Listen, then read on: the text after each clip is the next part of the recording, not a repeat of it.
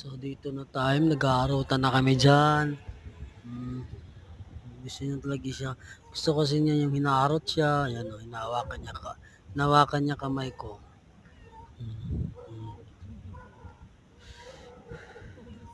Yan siya karot, yan.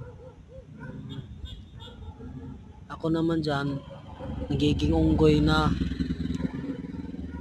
Hawakan ko, hita niya. Dinukot ko, hita niya. Gusto hawakan yung puwit niya. Natutuwa naman siya.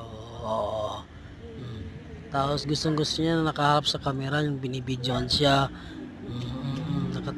Titigan niya yung mama niya habang nagbibidyo. Hinaharot ko siya.